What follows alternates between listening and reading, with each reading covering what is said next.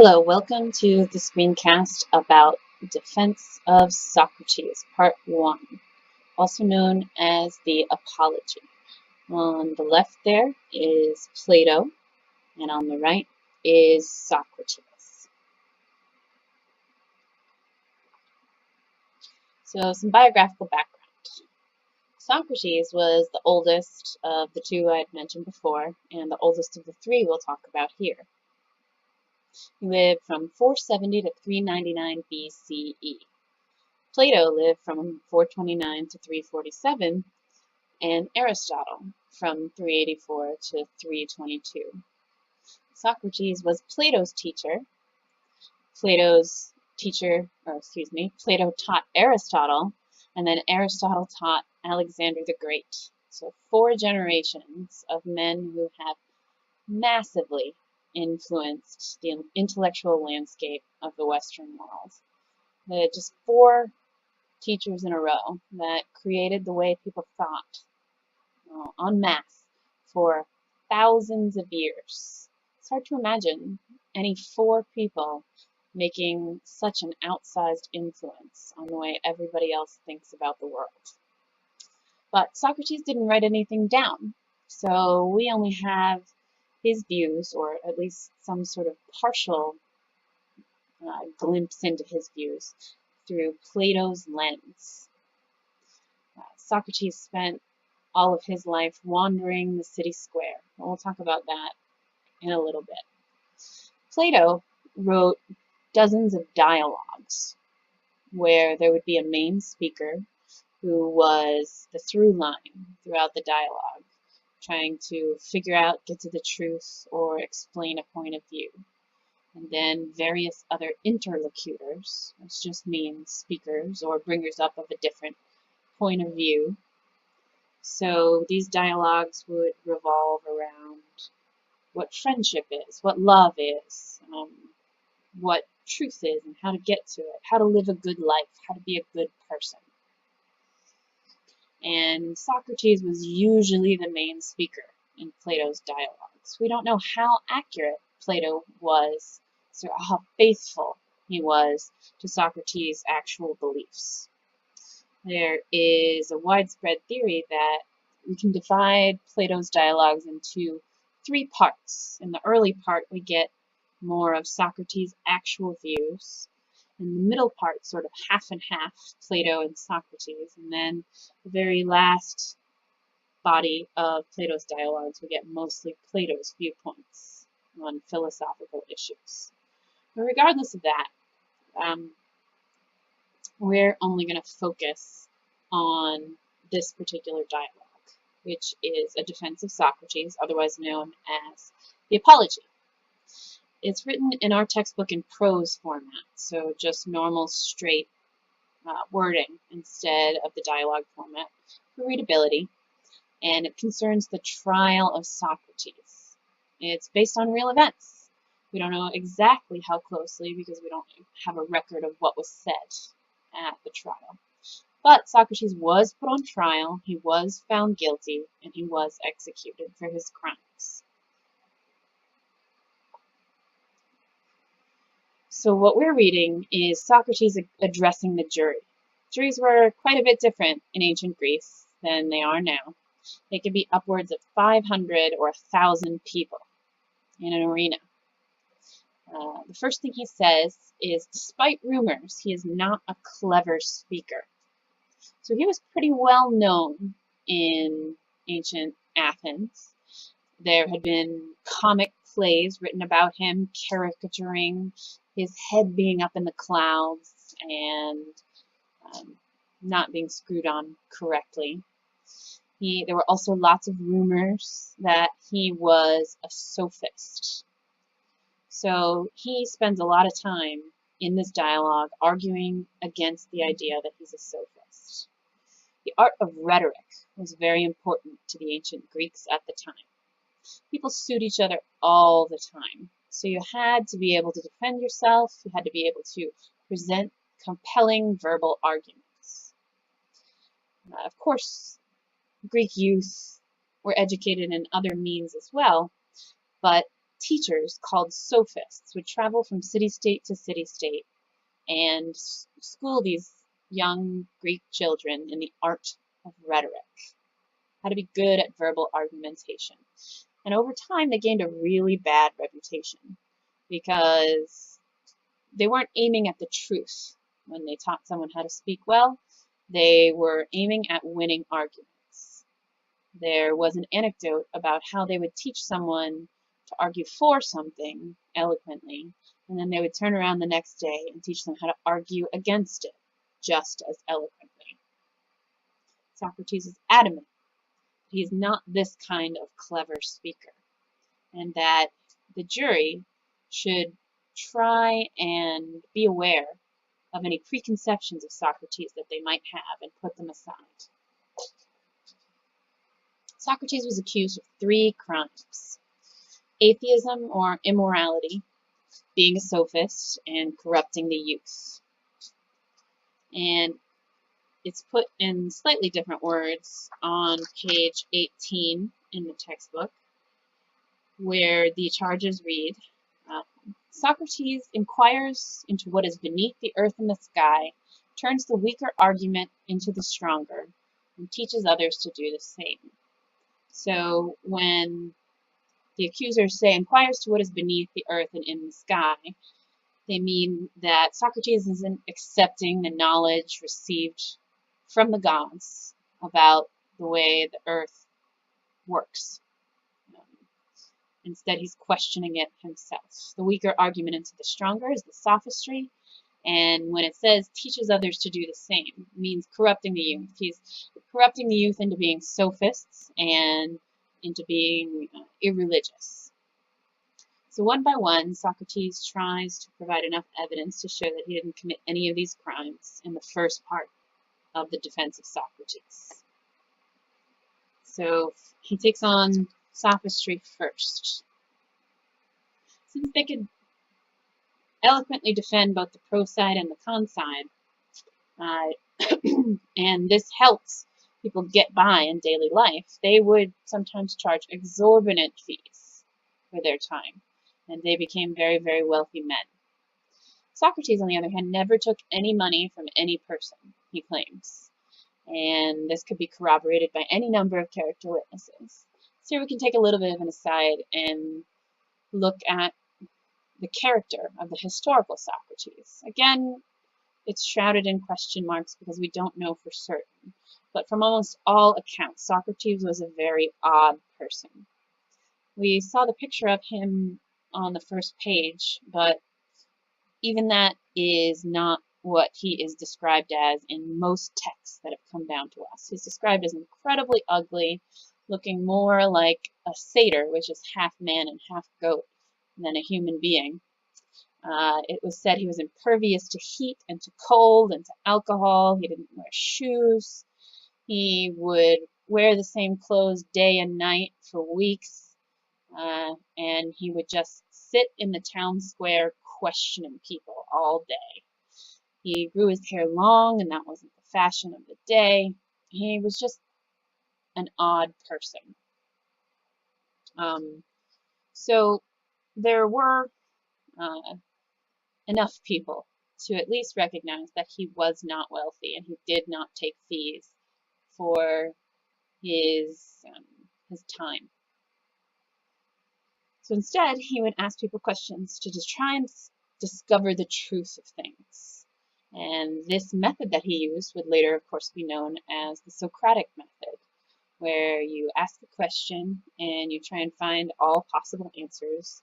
And once you find the one that looks the most plausible, you ask questions about that one. And as you iterate over this, you're hopefully getting closer to the truth.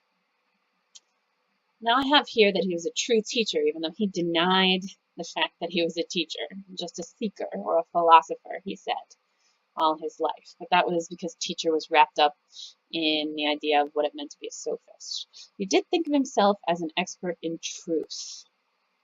So if you want an expert in medicine, you go to a doctor. If you want to learn how to care for horses, you find an expert in horse rearing.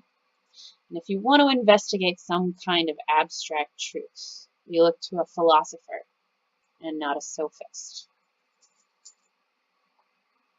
So he thinks he's refuted that idea that he's a sophist now because he's not teaching the art of rhetoric and he's not taking money.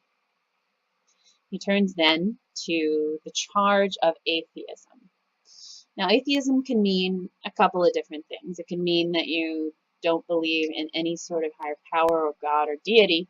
It can also mean that you just don't believe in the gods that your current society believes in. They can charge you with atheism or heresy if you are, in their eyes, perverting the received wisdom. The first story that Socrates tells to try and disprove his own personal atheism is when he received wisdom from the oracle at Delphi. Now, the picture that's faded in the background are the ruins of the oracle, where the oracle of Delphi was at this time. So Socrates and one of his friends, the story's on page 20, went to the oracle at Delphi, and his friend asked, "Who is the wisest person alive?" The oracle told him that it was Socrates. And Socrates was blown away. He felt like he didn't know anything. And this is when they were young. He spent the next couple of weeks going from sophist to sophist, asking them to explain their field of expertise. He went to a legal scholar to learn about justice. He went to a political scholar to learn about how to run a city-state. He went to an art scholar for knowledge about beauty. But one by one, he found that they really didn't know much about their field of study. He started questioning more and more, but they would bloviate and act as if they had expertise on subjects which they didn't. So now he knew his mission in life, Socrates, and it was given to him by the gods themselves. So that was his first proof that he wasn't an atheist, because his life's mission was given to him by the traditional gods. So then his next argument tackles sort of both atheism and sophistry. Unlike the sophists, so again, he's differentiating himself from the sophists, when he didn't know something, he could admit it, and the sophists can't or couldn't. On page 20, he says, "I'm wiser than that fellow, anyhow, because neither of us, I dare say, know anything of great value. But he thinks he knows a thing when he doesn't, whereas I neither know it in fact nor think that I do. At any rate, it appears that I'm wiser than he in just this one small respect. If I do not know something, I do not think that I do." And from then on, that's when Socrates started to spend most of his time in the city square of Athens, questioning passers-by and trying to figure out the nature of the world. So we can stop and wonder, is it a valuable tool to not claim to know something if you don't know it? Why should that be important? We'll keep that in mind until we get to the conclusion. The third charge is that he was corrupting the youth, or the young people of Athens. He was trying to get them to question the received wisdom of the gods about the natural world, and he was teaching them sophistry. So you can imagine Socrates was a charismatic figure, even if he was kind of a weirdo. His new methods stirred up controversy, excitement, and resentment and mistrust. He's on trial here for his life. Many of his followers were young people. So you can think about how young people often get involved with new charismatic methodologies and people. And so they follow him around, they participate in his discussions. And the older adults, their parents, more conservative in nature, noticed this and charged him with corrupting the youth. They thought that he took them away from regular education and made them question entrenched views on religion, politics, and human life.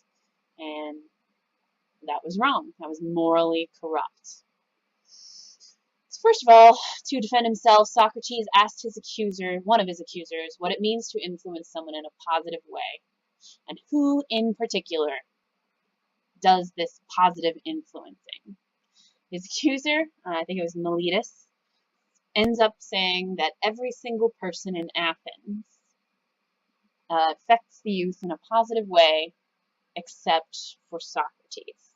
Socrates is trying to point to this absurdity, and then he pushes even further, and he falls back on his argument about experts. Not everyone is qualified to rear horses or build houses or practice medicine. So neither, then, is everyone qualified to teach young people how to think and question, how to strive for wisdom. He then asks about intentional corruption versus unintentional corruption.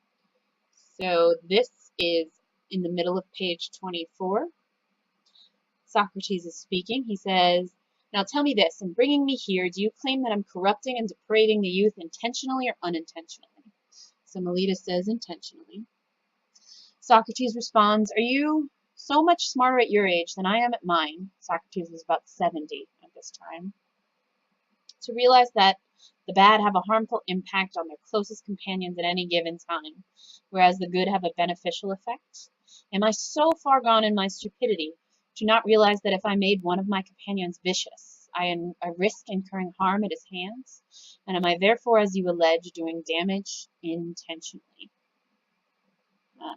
This I can't accept from you, Meletus, and nor could anyone else, because I'm not corrupting them. Either I'm not corrupting them, or I'm doing so unintentionally. And either way, your charge is false. But if I'm doing it unintentionally, the law does not require me to be brought to court for such mistakes." So he's saying no one would intentionally corrupt someone because it might come back on them and hurt them. And he thinks that this is one piece of the puzzle, one piece of evidence to show that he's not corrupting the youth. Another way he tries to show that he's not corrupting the youth is to show how he's not teaching them irreligiosity. He reiterates that he can't be a complete atheist because the oracle has given him his life's work. And then to hit the nail home, he talks about how since he teaches of spiritual concepts, he must believe in the spiritual realm. And the way he does this is to say, well, if you acknowledge human phenomenon, you have to acknowledge human beings. If you acknowledge horse equestrian phenomena, you have to acknowledge horses. Or if you acknowledge musical phenomenon, you have to know music exists. And thus, since he acknowledges and teaches the spiritual concepts, he must believe in the spiritual realm. So to sum up this first part, there are three maybe subparts that you can say in this dialogue. Socrates thinks he's now refuted all three charges. From 26 to 33, he'll give his closing remarks about how he thinks he's helping the world. Then the jury goes away and deliberates. Then from 33 to 37, he responds to the judgment handed down to him by the jury. And we'll take a look at those two sections in the next module. Always keep in mind for this past screencast and the next one that when Socrates is discussing the philosopher's area of expertise or wisdom, he means systematic, abstract knowledge about the world.